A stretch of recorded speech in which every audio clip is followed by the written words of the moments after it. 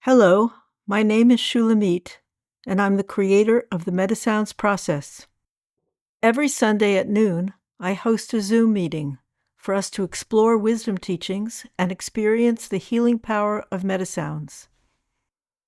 These meetings are made possible by generous donors.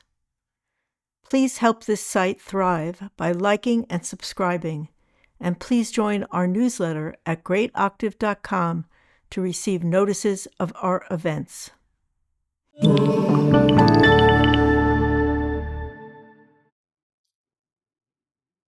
Good afternoon, everybody. Welcome. Today I want to talk to you about meaning and purpose. We are here for a short time, and while we're here, we do all sorts of different activities, get invested in our work, in our families, in our communities, and so forth.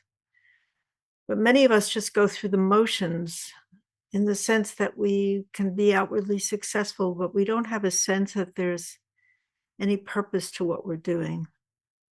Everything seems kind of random and pointless. And we're kind of at sea about how to change that. There are many people who've examined this question about meaning and purpose and whether it actually matters that we're here or that we actually matter. Those are things that not only philosophers, but individuals, as they go through their lives, question.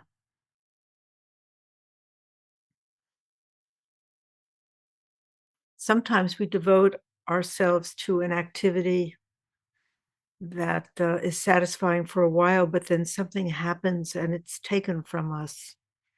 Either it's work that we're fired from or let go from, or a project which suddenly fails, something that we've invested a lot of time and energy and hope into, or illness that takes away loved ones.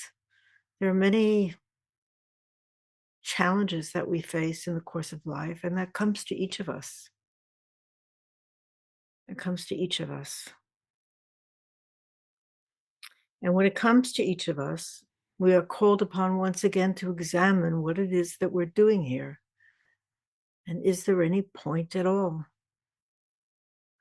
Well, I don't know, and I can't say for sure that there's a point apart from living, which is a pretty big point, to live well, to live happily.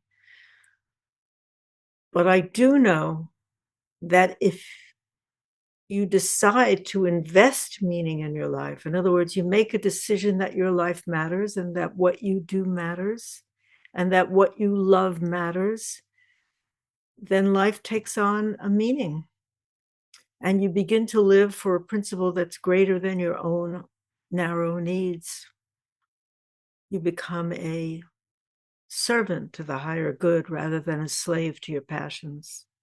And that commitment carries you through some pretty dark times. Also brings you joy. I don't want to go completely from the negative side, but it can carry you through some very great disappointments and from some very serious reverses.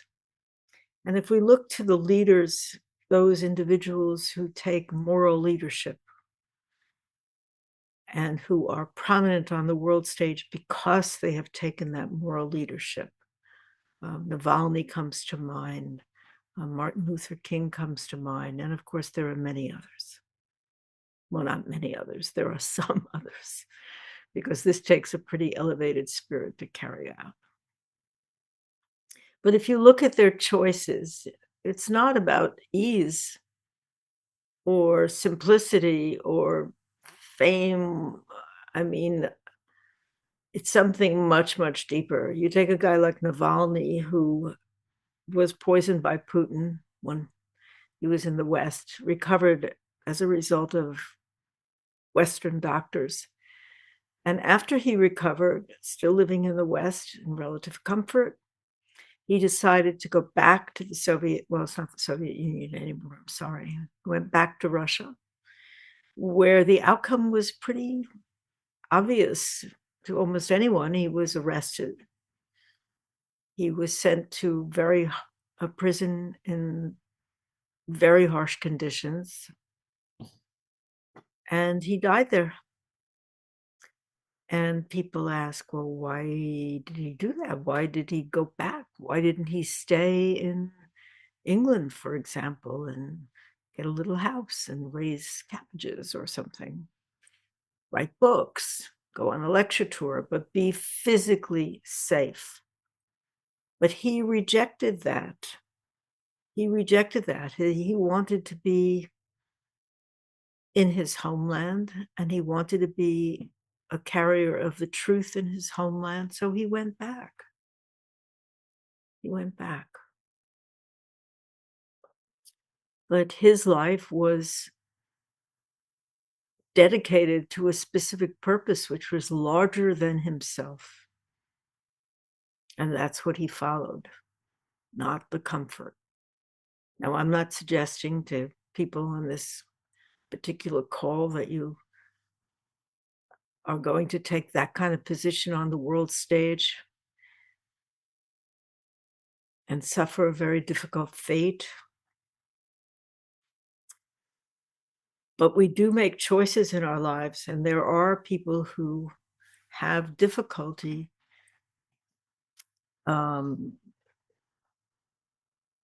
having a sense that their lives have any meaning, any purpose. They feel internally adrift.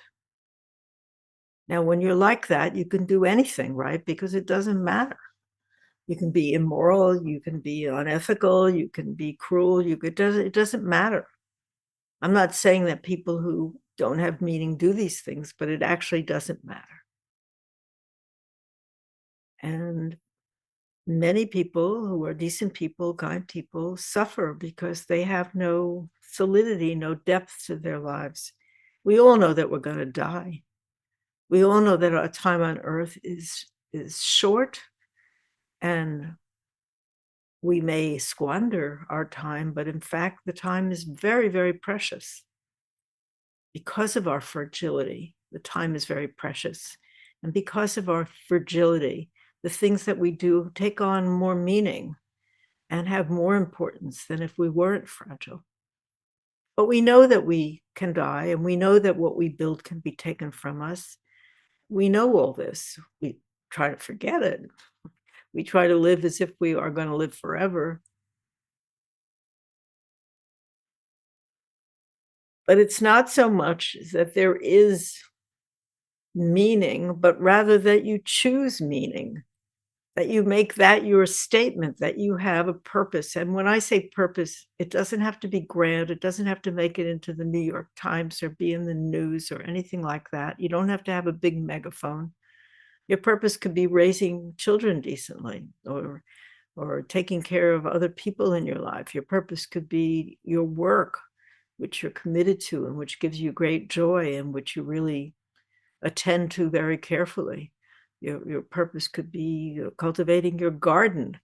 It could be playing golf. It doesn't matter what your purpose is, as long as you do it with commitment and caring. Now, obviously, if you expect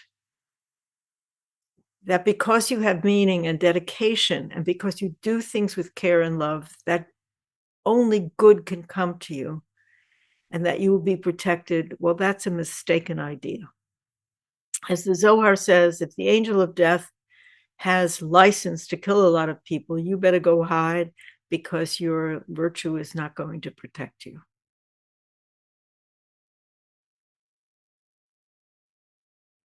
Of course, when you behave in a certain way and you have a lot of love in your life and you're dedicated to things, you tend to gather good people around you. So the likelihood of a better, more successful, kinder, sweeter life that's just more likely for you. On the other hand, things happen for reasons that we don't understand. Disappointments, sorrows, grief, upendings, these things all happen in the course of a life. And if you really want to continue in pretty good shape, the fact that you have meaning and dedication and purpose matters a great deal. When reverses come, you can be disappointed, you can be angry, you can be dismayed, you can be profoundly disappointed, you can experience an incredible amount of grief, but someday that softens. And when that softens and you come back to life, what are you coming back to? What is the thing that carries you forward? What keeps you from falling into despair? It's that ability to love, that ability to pay attention, to think that what you do matters, how you act matters, what you think matters. That imposes a discipline upon you, which is terrific because discipline shapes us. If we need to subsume our desires to something greater than ourselves, we become more disciplined, we become deeper, we become kinder, and possibly even more noble. But on a very practical day-to-day basis, as an everyday human being, it enables you to live through really tough times when things don't go your way and when things that you really, really value and love are taken from you. Why does this matter? Well, it matters in terms of your own happiness, for sure. Because if you're going around kind of like floating and you're just like, I don't know, who cares? What does it matter? As opposed to, this work matters, what I'm doing matters, how I behave matters. That allows you to continue because you're relying on something deeper than trends, deeper than what's temporary. You're relying on what endures, and love endures. Love endures. And in this particular time that we're living in, which is very perilous and fraught with difficulty, and I think that we all know that on some level the rug is being pulled out from under us. Now, sometimes situations occur that only affect certain segments of the population. So you can look at it from a distance and go, oh, that's too bad, but you yourself are not hurting. But I think in this time that we're living in the course of time, in course of events, we will all be affected, whether it's through climate or through geopolitical changes, through wars, who knows? Autocracies, who knows what's going to happen and how you're going to be affected. It's important for you to remember that you matter. You matter. And when leaders don't stand up, we have to stand up. So you stand up in your what you care, what you love, what your principles are. And these help carry you through dark times so that you don't become embittered, hopeless,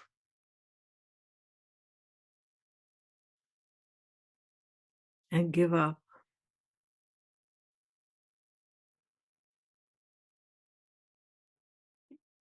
My life has been filled with meaning and purpose. This work is my purpose. The meaning that I acquired to get me here was because choices that I made, choices over time, led me to become a certain kind of person. Choices. For example, when I was ill, in my 20s, I was ill for 4 years with a very serious disease, which took me out of the normal life that 20-year-olds live, separated me from that life, of course, caused me to question how long I would be around, caused me to question who I was, what I was doing here, led me to the conclusion that my time that I had spent, of course, I was very young, so I hadn't done a great deal, but I felt that I had been on the wrong path, that I had to find my way to the correct path. Now, from that illness, I did actually have a complete spontaneous remission and recovery. And I could have said that I had been victimized, that it was terrible, that I hadn't been treated well, that why me? Why me? Of course, why me was a question that came up quite a lot. And I could have gotten stuck there, just gotten out of it and resumed life as it was, but that's not what I did. I questioned, who was I? What was I here for? Did I have a purpose? Could I find that purpose? So when I got better, I began to look, and it took me quite a while of setbacks. But I had that intention. I had that clarity. I had that desire.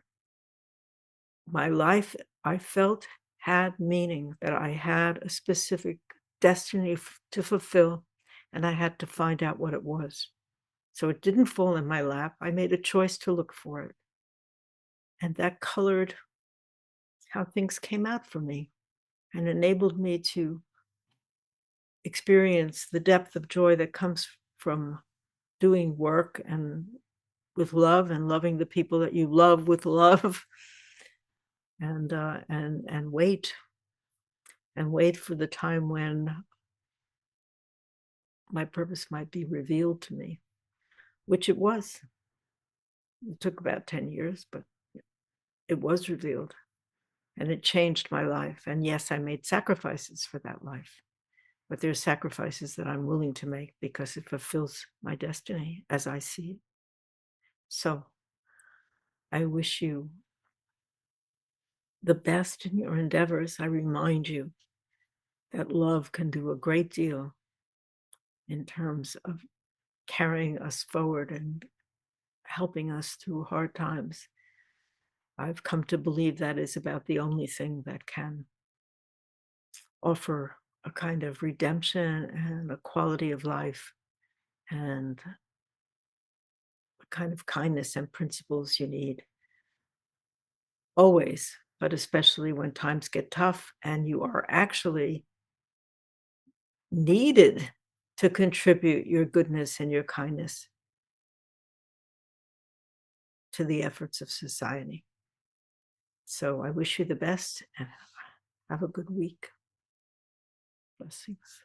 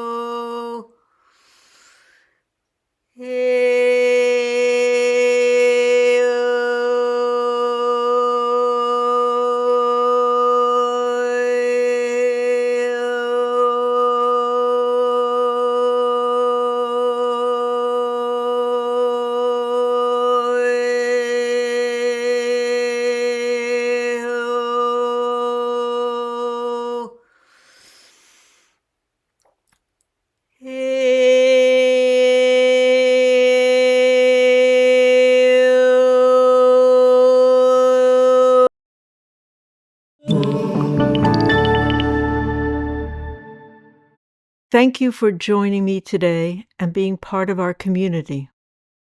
I invite you to join us every Sunday at noon Eastern Time for the full live experience. Wishing you a wonderful week, and I look forward to connecting with you soon. Please don't forget to like, subscribe, and share. Visit greatoctave.com for more details about these webcasts, our newsletter, donations, and more.